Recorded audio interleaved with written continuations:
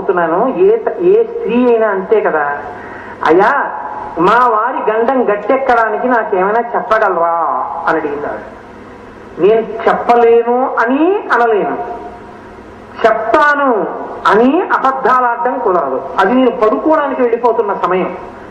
అకస్మాత్తుగా నాకు తోచింది, పరమశివుడంతటి వాడే హాలాహలానికి నిలబడగలిగాడని అమ్మవారి తాటంకములను శంకర భగవత్పాదులు స్తోత్రం చేశారు. ఆ తాటంకములు తాళి తర్వాత అంత గొప్పవి, అథవా అసలు అంత గొప్ప సౌభాగ్య వస్తువుల తాటంకములు.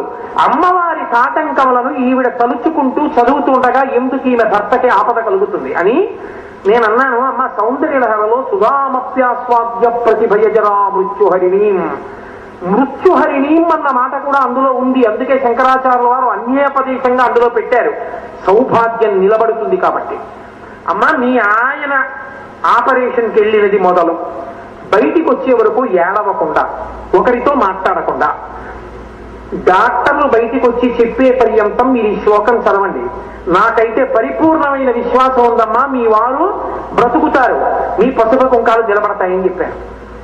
అంటే నాకు శంకరాచార్యుల వారి మీదున్న నమ్మకంతో, నాకు పరదేవత మీదున్న నమ్మకంతో ఆ మాట చెప్పేశాను. చెప్పేసి వెళ్ళి పడుకున్నాను. కానీ పాపం నాకు ఆవిడ ఏడుపు, ఆవిడ బాధ అవే గుర్తొచ్చి కొంతసేపు నిద్ర పట్టల. ఆ మరునాడు సాయంకాలం ఆవిడ మళ్ళీ ఫోన్ చేశారు. ఎంత ఆనందపడిపోయిందంటే, తీసుకెళ్లేటప్పుడు కూడా డాక్టర్లు చెప్పారండి, అమ్మా ఏమనుకోవద్దు, మీకు భౌతిక కార్యమే అప్పచెప్పగలమేమో, ఒక ప్రయత్నం అంతే అన్నారు. వాళ్ళు బయటికి వచ్చి చాలా చాలా ఆశ్చర్యకరము, అసలు బ్రతుకుతారని మేము అనుకోలేదు ఈ రిపోర్ట్స్ ని బట్టి, చాలా సక్సెస్ఫుల్ గా ఆపరేషన్ జరిగి చక్కగా బతికాడమ్మా, మీ ఆయనకి ఠోకా లేదని చెప్పారు. అయ్యా మీకు నమస్కారం, మీరు చెప్పిన శ్లోకమే బతికించింది అన్నారు. మీరు చెప్పింది అంటే నా గర్వం, నేను నా గొప్ప చెప్పట్లేదు.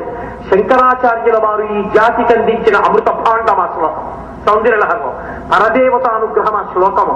అసలు నిజానికి ఆడవారికి ఆ శ్లోకం రాకుండా ఉండకూడదు. ఆ శ్లోకం నాలుక మీద ఉండాలి. ప్రతిరోజు ఓసారి ఆ శ్లోకం చదివి పరదేవత పాదాల మీద కుంకం వెయ్యాలి. అంత గొప్ప శ్లోకం.